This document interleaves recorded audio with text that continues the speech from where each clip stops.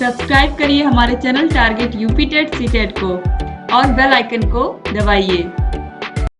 Hello friends, मैं रेनू स्वागत करती हूँ आप सभी भावी अध्यापक एवं अध्यापिकाओं का आपके अपने channel target UP TET CTET में। दोस्तों, आज की इस वीडियो में हम सॉल्व करने वाले हैं आप लोग के साइंस विषय के 2018 के क्वेश्चन पेपर को। 2018 का क्वेश्चन पेपर कैसा आया था और इसमें किस तरीके के क्वेश्चंस आए थे।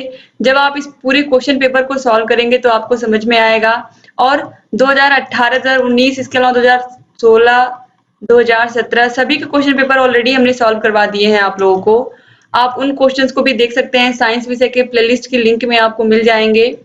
दोस्तों, डिस्क्रिप्शन बॉक्स और कमेंट बॉक्स में ऑलरेडी मैंने सभी विषयों के लिंक दे रखे हैं। अब यहाँ पर आप देखिए, ये 25 नंबर का पेपर होता है, 1 घंटे आपको समय मिलते हैं और जितने भी क्वेश्चन होते हैं सभी क्वेश्चंस को करना होता है। तो बहुविकल्पी क्वेश्चन से हम स्टार्ट करेंगे। तो बहुविकल्पी क्वेश्चंस में क्वेश्चन नंबर 1 है, विद्युत ऊर्जा को यांत्रिक ऊर्जा में परिवर्तित करता है डायनमो, सोलर सेल, विद्युत मोटर या फिर सितार। दोस्तों, यहाँ पर ऑप्शंस में डायनमो, सोलर सेल, विद्युत मोटर और सितार दिया हुआ है। तो यहाँ पर आप देखिए, एक एक को मैं बताते हुए चल रही हूँ आपको। जो डायनमो होता है ये यांत्रिक ऊर्जा को विद्युत ऊर्जा में बदलता है, यानी कि इससे बिजली बनती है। तो ये तो विद्युत ऊर्जा को उत्पन्न ही करता है, तो इस तरीके से ये यांत्रिक ऊर्जा को कन्वर्ट कर देता है विद्युत ऊर्जा में। तो ये तो होगा नहीं। सोलर सेल जो लगे होते हैं छतों पर लगे होते हैं घरों के, ये क्या करते हैं, ये सूर्य के प्रकाश को प्रकाश ऊर्जा की तरह लेते हैं और प्रकाश ऊर्जा को कन्वर्ट कर देते हैं बैटरी में। ये कन्वर्ट कर देते हैं रासायनिक ऊर्जा में, ठीक है, रासायनिक ऊर्जा में, और जो हमें विद्युत ऊर्जा के रूप में प्राप्त होती है। तो प्रकाश ऊर्जा को विद्युत ऊर्जा में भी आप कह सकते हैं, ये बदलते हैं प्रकाश ऊर्जा को विद्युत ऊर्जा में, ठीक है। यहाँ पर ये इकट्ठे होते हैं सेल में, उसके बाद यहाँ रासायनिक प्रक्रिया के बाद ये विद्युत ऊर्जा में कन्वर्ट हो जाता है। तो अक्सर आपको देखने को मिलेगा कि जो सोलर सेल होते हैं वो प्रकाश ऊर्जा को विद्युत ऊर्जा में बदल देते हैं। और जो विद्युत मोटर होते हैं, विद्युत मोटर, ये क्या करते हैं, ये यांत्रिक ऊर्जा को विद्युत ऊर्जा को, क्योंकि विद्युत से चलते हैं तो विद्युत ऊर्जा को यांत्रिक ऊर्जा में बदल देते हैं। मैंने आपको बताया है कि जहां पर भी कोई भी चीज घूमती है वो किसमें कन्वर्ट होती है, विद्युत ऊर्जा से यांत्रिक ऊर्जा में। जैसे कि फैन है, तो फैन किससे चलता है, जब इसे बिजली मिलती है, यानी कि विद्युत ऊर्जा कन्वर्ट हो जाती है यांत्रिक ऊर्जा में, फैन चलने लगता है। तो उसी तरीके से जहां पर भी कोई भी चीज घूमेगी वहां पर यांत्रिक ऊर्जा निश्चित रूप से होगा। तो जो विद्युत मोटर है ये विद्युत ऊर्जा को यांत्रिक ऊर्जा में कन्वर्ट करता है। और जो सितार है, सितार को जब हम बजाते हैं तो ये यांत्रिक ऊर्जा को कन्वर्ट कर देता है ध्वनि ऊर्जा में, तभी तो हमें इसकी मीठी ध्वनि सुनाई देती है सितार की। इसके बाद क्वेश्चन नंबर 2 है, अम्ल वे पदार्थ हैं जो जल से अभिक्रिया करके हाइड्रोजन गैस उत्पन्न करते हैं। जलीय विलयन में हाइड्रोनियम आयन उत्पन्न करते हैं H3O+। इसके अलावा जलीय विलयन में हाइड्रोजन आयन H- देते हैं, या फिर उपयुक्त में से कोई नहीं। दोस्तों, अम्ल वे पदार्थ होते हैं जो जलीय विलयन में हाइड्रोनियम आयन यानी कि H3O+ बनाते हैं। क्वेश्चन नंबर 3 है, विटामिन सी का रासायनिक नाम क्या है। दोस्तों, विटामिन के रासायनिक नामों का ऑलरेडी मैंने ट्रिक के माध्यम से आप लोगों को बहुत ही अच्छे से याद करवाया है। हर एक विटामिन का रासायनिक नाम क्या होता है आप लोग याद कर लीजिए। ये क्वेश्चन बार बार एग्जाम में पूछा गया है। विटामिन ए का नाम, विटामिन सी का नाम, विटामिन डी का नाम, रासायनिक नाम क्या है। तो इसलिए आप तैयार रखिए पहले से ही, और आप ट्रिक को जरूर देख लीजिएगा। आपको साइंस की क्लासेस में ही मैंने ये बताया है, तो साइंस की क्लास जितनी भी मैंने करवाई है सभी को आप देख लीजिएगा अच्छे से।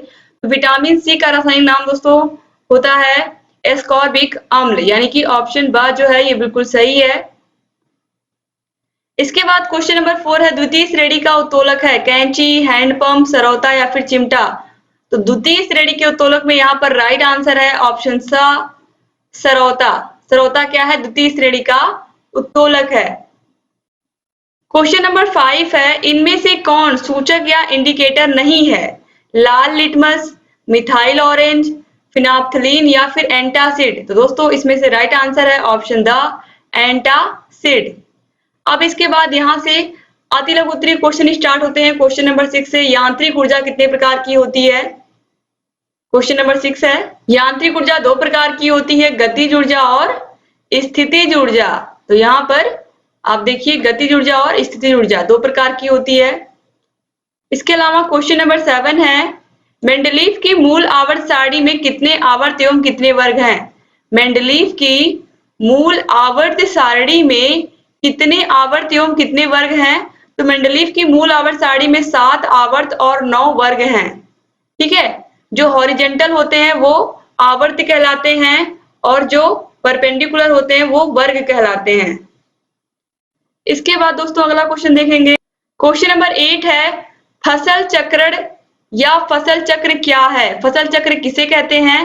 फसल चक्रण किसी खेत में एक निश्चित समय में एक फसल के पश्चात दूसरी फसल लेने की क्रिया को, जिससे भूमि की उर्वरा शक्ति नष्ट न होने पाए, फसल चक्रण कहते हैं। अतः भूमि के किसी निश्चित भाग पर नियत समय में फसलों का इस क्रम से बोया जाना कि भूमि की उर्वरा शक्ति भी कम न होने पाए और उपज भी अच्छी मिले, इस प्रकार की अदला बदली को फसल चक्रण कहते हैं। क्वेश्चन नंबर 9 है, मेरिस्मस रोग किसकी कमी के कारण होता है?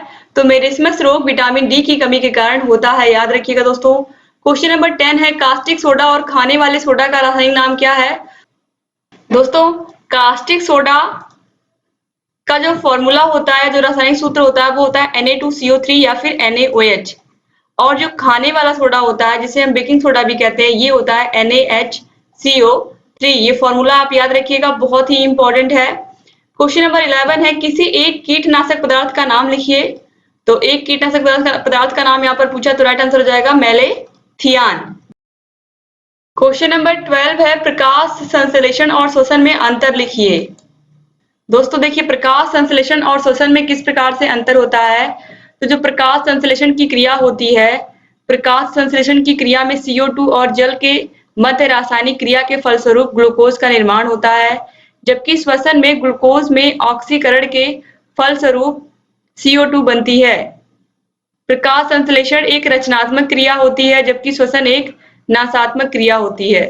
तीसरा है, प्रकाश संश्लेषण में से सौर ऊर्जा के प्रयोग से भोजन बनता है, विकिरण ऊर्जा का रूपांतरण रासायनिक ऊर्जा में होता है, जबकि श्वसन में भोजन के ऑक्सीकरण से ऊर्जा मुक्त होती है।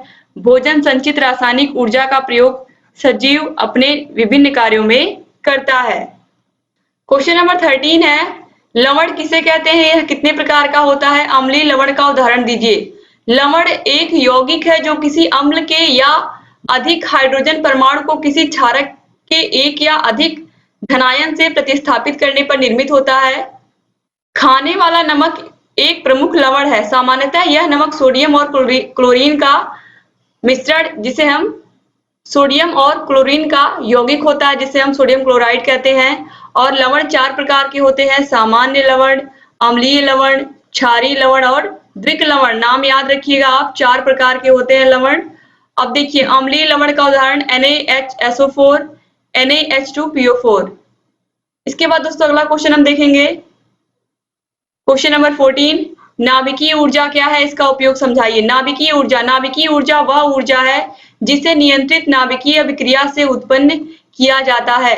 वर्तमान समय में विद्युत उत्पादन हेतु वाणिज्यिक संयंत्र नाभिकीय विखंडन का उपयोग करते हैं। नाभिकीय क्रिया से प्राप्त ऊष्मा पानी को गर्म करके भाप बनाने के काम आती है, जिसे फिर बिजली उत्पन्न करने हेतु प्रयोग या इस्तेमाल किया जाता है।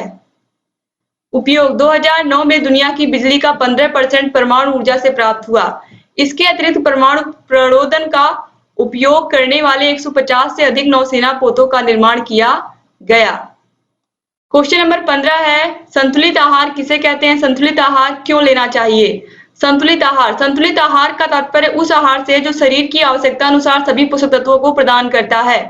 अतः वह आहार जो शरीर की ऊर्जा की आवश्यकता, शरीर के निर्माणक तत्वों की आवश्यकता तथा नियामक व सुरक्षात्मक तत्वों की आवश्यकता को पूरी करता है, संतुलित आहार कहलाता है। संतुलित आहार की आवश्यकता निम्नलिखित कारणों से होती है: ऊर्जा के लिए, शरीर निर्माण के लिए, शरीर की क्रियाओं को सुचारू रूप से चलाने के लिए या और शरीर की सुरक्षा के लिए। मनुष्य जो भी भोजन ग्रहण करता है वह पूर्ण तृप्ति की भावना देने के बाद भी आवश्यक नहीं है कि संतुलित हो। यदि आहार में ऊर्जा हेतु आवश्यक सभी तत्व उचित मात्रा में हैं, पर निर्माणक व सुरक्षात्मक तत्वों का अभाव है, तो वह आहार संतुलित नहीं कहलाएगा। इस प्रकार का आहार शरीर को क्रियाशील रखने में तो सहायक होगा, जिसके कारण व्यक्ति कमजोरी तथा थकावट का अनुभव नहीं करेगा, पर निर्माणक व सुरक्षात्मक तत्वों की कमी होने के कारण व्यक्ति का शरीर हिष्ट-पुष्ट नहीं रहेगा, वृद्धि की गति कम हो जाएगी तथा शरीर रोगों का शिकार हो जाएगा। इस प्रकार यदि भोजन में ऊर्जा उत्पन्न करने वाले पौष्टिक तत्वों की कमी है तो व्यक्ति पूर्ण रूप से क्रियाशील नहीं रह पाएगा। क्वेश्चन नंबर 16 है, कोशिका क्या है? पादप तथा जंतु कोशिका में अंतर लिखिए। कोशिका, चलिए देखते हैं कोशिका सेल क्या है। मानव शरीर असंख्य छोटी-छोटी जीवित इकाइयों से मिलकर निर्मित हुआ है। इन इकाइयों को कोशिका सेल कहा जाता है। कोशिकाएं निर्जीव नहीं हैं, बल्कि ये शरीर की जीवित इकाइयां हैं। ये यदि गति करती हैं, श्वास लेती हैं, अपना पोषण कर वृद्धि करती हैं, व्यर्थ पदार्थों का त्याग करती हैं एवं जनन भी करती हैं। अतः मानव शरीर असंख्य जीवित इकाइयों का एक समूह है। ये मानव शरीर की निर्माणक इकाइयां कही जाती हैं। शरीर निर्माण में यह ठीक उसी प्रकार कार्य करती हैं जैसे भवन निर्माण में ईंटें कार्य करती हैं। ईंटों को आपस में जोड़ने हेतु सीमेंट का उपयोग किया जाता है, जबकि कोशिकाएं शरीर में कोलेजन नामक तत्व से जुड़ी रहती हैं। यद्यपि ये कोशिकाएं आपस में एक दूसरे से जुड़ी रहती हैं, फिर भी शरीर में पाई जाने वाली प्रत्येक कोशिका का भिन्न-भिन्न अस्तित्व होता है। प्रत्येक कोशिका एक पतली झिल्ली से ढकी रहती है और दूसरी कोशिका से अलग रहती है। कोशिकाएं जीवधारियों में पाई जाती हैं, जिनमें अधिकांश जीवधारी बहुकोषीय होते हैं, लेकिन कुछ ऐसे जीवधारी होते हैं जो एक कोशिकीय होते हैं, जैसे कि अमीबा। एक कोशिकीय जीवों को एक कोशिकीय तथा बहुकोशिकीय जीवों को बहुकोशिकीय कहते हैं।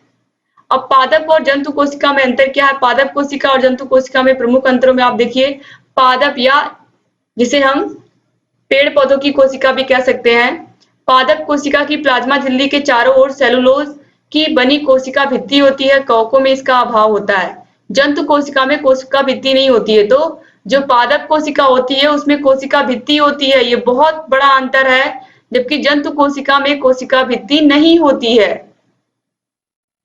इसके बाद दूसरा है, पादप परिपक्व कोशिकाओं में एक बड़ी धानी होती है, जिसके फलस्वरूप या जिसके कारण कोशिका द्रव्य भित्ति के साथ साथ एक स्तर के रूप में होता है। जंतु कोशिका में धानियां नहीं होती हैं। पादप कोशिका द्रव्य में लवक होते हैं। क्लोरोफिल युक्त हरे लवक हरित लवक कहलाते हैं, जबकि जंतु कोशिका में लवक नहीं होते हैं। इसके बाद पादप कोशिका में सेंट्रोसोम व सेंट्रियोल अनुपस्थित होते हैं, जबकि जंतु कोशिका में सेंट्रोसोम व सेंट्रियोल उपस्थित होते हैं। तो इस तरीके से ये कुछ प्रमुख अंतर थे, लेकिन कोशिका भित्ति आप जरूर याद रखिएगा कि कोशिका भित्ति पादप कोशिका में होती है, जंतु कोशिका में नहीं होती है। ये क्वेश्चन कई बार पूछा जा चुका है। क्वेश्चन नंबर 17 है, उत्सर्जन किसे कहते हैं? मानव के उत्सर्जन तंत्र का सचित्र वर्णन कीजिए। तो ये आप मानव का उत्सर्जन तंत्र है, आप देख सकते हैं। अगर एग्जाम में पूछता है तो बहुत ही सिंपल सी आकृति है, एक पेड़ की तरह आप देख सकते हैं। इस तरीके से आप इसको ट्राई करिएगा अच्छे से घर पर बनाने की, और जितना प्रैक्टिस आप करोगे उतने ही अच्छे से ये आपको आएगा। और यहाँ पर ये देखिए राजमा की तरह बनी हुई आकृति है, और यहाँ पर पूरा नामकरण किया गया है। ये मूत्र मार्ग, ये ब्लेडर, ये मूत्र वाहिनियां हैं। पृष्ठ महाधमनी, निम्न महाशिरा, शिरा, श्रोणी, धमनी, मेडुला, कार्टेक्स, एड्रिनल ग्रंथि, वृक्क। शरीर द्वारा भोजन के अंतर्ग्रहण तथा पाचन के पश्चात शरीर उपयोगी पदार्थों को विभिन्न ऊतकों तथा कोशिकाओं में पहुंचाता है। अपचित एवं अपशिष्ट पदार्थों को शरीर के बाहर निकालने की जरूरत होती है। शरीर में उपापचय की क्रियाओं द्वारा इन अपशिष्ट पदार्थों को शरीर से बाहर निकालने की क्रिया को उत्सर्जन कहा जाता है। गैस, तरल तथा ठोस पदार्थों का उत्सर्जित होना आवश्यक है, और इनमें से प्रत्येक के उत्सर्जन की प्रक्रिया एक दूसरे से भिन्न होती है। कार्बन डाइऑक्साइड प्रमुख अपशिष्ट पदार्थ है, जिसे सांस द्वारा बाहर निकाला जाता है। श्वसन के समय कोशिकाओं में कार्बन डाइऑक्साइड रक्त में स्थित हीमोग्लोबिन से मिलकर अथवा पानी में घुलकर स्थानांतरित होती है। कार्बन डाइऑक्साइड का निष्कासन फेफड़ों की सतह से होता है। ठोस अपशिष्ट मुख्यतः भोजन का अपाचित भाग होता है, जैसे सब्जियों के रेशे आदि। मुंह में भोजन का पाचन प्रारंभ होता है तथा अमाशय में समाप्त हो जाता है। पाचित भोजन पेट की भित्तियों द्वारा अवशोषित हो जाता है। अपाचित पदार्थ बड़ी आंत में आ जाता है और गुदा के रास्ते से शरीर से बाहर निष्कासित हो जाता है। मुंह से लेकर गुदा तक एक ही रास्ता होता है। अपशिष्ट तरल पदार्थों के पाचन के लिए एक जटिल क्रियाविधि की जरूरत होती है, क्योंकि रुधिर में पोषक तत्व तथा अपशिष्ट पदार्थ दोनों ही होते हैं, इसलिए इनके छानने तथा अलग करने की विशेष विधि होती है। इस क्रिया से उपयोगी पदार्थ शरीर में ही रह जाते हैं और अपशिष्ट पदार्थ शरीर से उत्सर्जित हो जाते हैं। यह क्रिया शरीर में स्थित वृक्कों द्वारा संपन्न की जाती है। शरीर में इनकी संख्या 2 होती है। यदि इनमें से एक वृक्क कार्य करना बंद कर दे तो दूसरा वृक्क अकेले ही पूर्ण कार्यभार संभालता है। अब इस तरीके से यहाँ पर इतनी सारी चीजें और लिखी गई है दोस्तों, लेकिन इतना बड़ा अगर आप लिखोगे तो आपका आधे घंटे से ऊपर तो समय इसी में चला जाएगा, इसी एक ही क्वेश्चन में। तो आपको क्या करना है, आपको यहाँ पर काम की चीजें सभी बता दी गई हैं, किस तरीके से ये उत्सर्जन तंत्र होता है, क्या क्या चीजें यहाँ पर शरीर में कैसी क्रियाएं होती हैं और उत्सर्जन तंत्र क्यों बहुत आवश्यक है हमारे शरीर के लिए। तो यहाँ पर इसका आपको चित्र बना देना है और इतनी बातें भी अगर आप लिख देते हो तो भी पर्याप्त है। अभी यहाँ पर भी आप देखिए, अगर आपको इसका पूरा आंसर चाहिए तो आप इसका स्क्रीनशॉट ले लीजिए। लेकिन दोस्तों बहुत अधिक ब्रॉड में अगर आप आंसर लिखने के चक्कर में रहोगे तो आपका बहुत सारा चीज छूट जाएगा, ठीक है। तो इसलिए आप बहुत विस्तृत लिखने की कोशिश मत करिएगा। आप यहाँ पर इसका स्क्रीनशॉट ले लीजिए अगर आपको पढ़ना हो और समझना हो, लेकिन बहुत विस्तृत मत करिएगा क्वेश्चन के आंसर को। अब चलिए क्वेश्चन नंबर 18 देख लेते हैं। भौतिक तथा रासायनिक परिवर्तन के अंतर को उदाहरण सहित समझाइए। भौतिक तथा रासायनिक परिवर्तन में अंतर। भौतिक परिवर्तन क्या होते हैं, रासायनिक परिवर्तन क्या होते हैं, ऑलरेडी बहुत अच्छे से मैं समझा चुकी हूँ आपको। मैं ढेर सारे एग्जाम्पल एक बार फिर से यहाँ पर मैं आप लोगों को दूंगी। सबसे पहले जो भौतिक परिवर्तन होता है, इसमें वस्तु का आकार बदल जाएगा, लेकिन जो मूल पदार्थ है वो मूल पदार्थ ही रहेगा। जैसे कि कोई एक पेड़ था, उस पेड़ को काट करके लकड़ियों से कुर्सियां बना दी गई, मेज बना दिए गए, दरवाजे बना दिए गए, लेकिन वो रहेगा तो लकड़ी ही। वो चीज क्या है, वो तो लकड़ी है, तो वो लकड़ी अपना अस्तित्व बना करके रखेगी। जैसे कोयले का टुकड़ा है, कोयले के टुकड़े को आपने क्या किया, उसका चूर्ण बना दिया, आपने उसका चूर्ण बना दिया, लेकिन उसके जो पार्टिकल है वो रहेंगे तो कोयले ही। तो इस तरीके से जो भौतिक परिवर्तन होता है, इसमें वस्तु का रूप तो परिवर्तित हो जाएगा, रंग भी परिवर्तित हो सकता है, आकृति भी परिवर्तित हो सकती है, लेकिन जो उसकी मूल रचना, जो उसके मूल पदार्थ है, उन्हें अलग नहीं किया जा सकता है। जबकि रासायनिक परिवर्तन क्या होता है, रासायनिक परिवर्तन में वस्तु का मूल ढांचा ही परिवर्तित हो जाता है। जैसे कि दूध से दही का बनना। अगर एक बार आपने दूध से दही बना लिया तो फिर अब आप दही से दूध वापस नहीं बना सकते, क्योंकि यहाँ पर रासायनिक क्रिया हो गई। जैसे कि गन्ने का जो रस होता है, उससे अगर एक बार सिरका बन गया तो सिरका कैसा होता है, खट्टा होता है। अब उस सिरके से आप वापस गन्ने का रस नहीं बना सकते हैं। तो इस तरीके से जो रासायनिक परिवर्तन होते हैं, इन्हें हम वापस उसी अवस्था में नहीं ला पाते। जैसे कि आपके पास एक कागज का टुकड़ा था, आपने उसको जला दिया, अब उस कागज को जलाने के बाद क्या बची, राख। अब उस राख से आप कागज नहीं बना सकते। तो इस तरीके से जो भौतिक परिवर्तन होते हैं, इसमें मूल चीज नष्ट नहीं होती है, मूल चीज अपने अस्तित्व में ही रहती है। लेकिन जो रासायनिक परिवर्तन होता है, इसमें मूल चीज ही बदल जाती है, उसकी अवस्था ही बदल जाती है। अब देखिए यहाँ पर अंतर आपको अच्छे से समझ में आएगा। भौतिक परिवर्तन में पदार्थ के भौतिक गुण अर्थात रंग, अवस्था एवं आकृति आदि में परिवर्तन होता है, परंतु उसकी रचना में कोई अंतर नहीं आता है। जबकि रासायनिक परिवर्तन में पदार्थ के भौतिक गुण अर्थात रंग, अवस्था आदि सभी कुछ परिवर्तित हो जाता है और साथ ही पदार्थ की रचना भी पूर्ण रूप से परिवर्तित हो जाती है। दूसरा है, भौतिक परिवर्तन में परिवर्तन के पश्चात कोई नवीन पदार्थ निर्मित नहीं होता है, जबकि रासायनिक परिवर्तन में एक नया पदार्थ बनता है। फिर है, भौतिक परिवर्तन में कारण हटाए जाने पर पदार्थ अपनी मूल अवस्था को प्राप्त कर लेता है, जबकि कारण हटाए जाने पर भी पदार्थ अपनी मूल अवस्था को प्राप्त नहीं कर पाता है। फिर है, भौतिक परिवर्तन में ना तो ऊष्मा उत्पन्न होती है और ना ही ऊष्मा अवशोषित होती है, जबकि रासायनिक परिवर्तन में या तो ऊष्मा उत्पन्न होती है या फिर ऊष्मा अवशोषित होती है। इसके अलावा जो भौतिक परिवर्तन होता है, भौतिक परिवर्तन में पदार्थ के संगठन में कोई बदलाव नहीं होता है, यानी कि उसके अणुओं में कोई चेंज नहीं होता है, जबकि रासायनिक परिवर्तन में पदार्थ के संगठन में बदलाव हो जाता है। छठवां है, इसमें वस्तु के भार में कोई अंतर नहीं आता है, जबकि रासायनिक परिवर्तन में वस्तु के भार में अंतर नवीन पदार्थ बनने के कारण आ जाता है। इसके बाद सातवां है, दाब के प्रभाव से पदार्थों का केवल आकार तथा स्वरूप परिवर्तित होता है, जबकि रासायनिक परिवर्तन में अधिक दाब पर नया पदार्थ बन जाता है। अब भौतिक परिवर्तन का एग्जाम्पल यहाँ पर है, पानी का बर्फ या वाष्प में बदलना, नमक या चीनी का पानी में घुलना, पदार्थ का चूर्ण बनाना, लोहे में चुंबकत्व उत्पन्न होना आदि। जबकि उदाहरण यहाँ पर देखिए, रासायनिक का दूध से दही का बनना, पदार्थ का जलना, दूध का फटना अथवा दूध का जमना, भोजन का पचना, लोहे की कील पर जंग लगना आदि। तो इस तरीके से दोस्तों जितने भी क्वेश्चन थे आपके सभी यहाँ पर कंप्लीट होते हैं। उम्मीद करती हूँ वीडियो आपको अच्छा लगा होगा। दोस्तों अगर अभी तक आपने हमारे चैनल को सब्सक्राइब नहीं किया है तो प्लीज सब्सक्राइब कर दीजिए और बगल में यहाँ पर आपको घंटी का भी निशान मिल जाएगा। अगर उसको आपने अभी तक नहीं प्रेस किया तो प्लीज प्रेस कर लीजिए, ताकि हम जो भी नई वीडियोस बनाते हैं उन सभी का नोटिफिकेशन आप लोग के पास और आप हमारे सभी वीडियोस को ऐसे ही देखते रहें। यहाँ पर आपको आई बटन मिल जाएगा। आई बटन पर आप जैसे ही क्लिक करेंगे अब तक जितनी भी वीडियोस हमने बनाई हैं आपको सभी विषयों की लिंक यहाँ पर मिल जाएगी। हर एक विषय के हर एक वीडियो को आप कभी भी कहीं भी जब भी आपका मन करे आप देख सकते हैं। डिस्क्रिप्शन बॉक्स और कमेंट बॉक्स में भी आपको सभी विषयों की लिंक मिल जाएगी। दोस्तों अगर आपको सभी विषयों की पीडीएफ चाहिए तो पीडीएफ के लिए आप हमारे टेलीग्राम को जरूर ज्वाइन कर लीजिए। टेलीग्राम पर आपको लगातार पीडीएफ भी मिलती है बिल्कुल फ्री ऑफ कॉस्ट। आप वहां से पीडीएफ प्राप्त कर सकते हैं और आपको जहां कहीं भी कोई भी समस्या है हमसे पूछ सकते हैं। दोस्तों अगर ये वीडियो अच्छा लगा है तो प्लीज इस वीडियो को लाइक कर दीजिए और अपने अच्छे से प्यारे प्यारे कमेंट्स ऐसे ही करते रहा करिए और अपने फ्रेंड्स को भी वीडियो को शेयर कर दिया करिए। व्हाट्सएप ग्रुप, फेसबुक ग्रुप, आपके कॉलेज का जहां पर भी ग्रुप है वहां पर जरूर शेयर कर दिया करें, जिससे अधिक से अधिक हमारे डीएलएड के भाई बहन हमसे जुड़ सके और लगातार ऐसे ही हमारे वीडियो से लाभ ले सके। उम्मीद करती हूँ कि आप लोग ऐसे ही बने रहेंगे हमारे चैनल से और सभी वीडियोस को ऐसे ही देखते रहेंगे।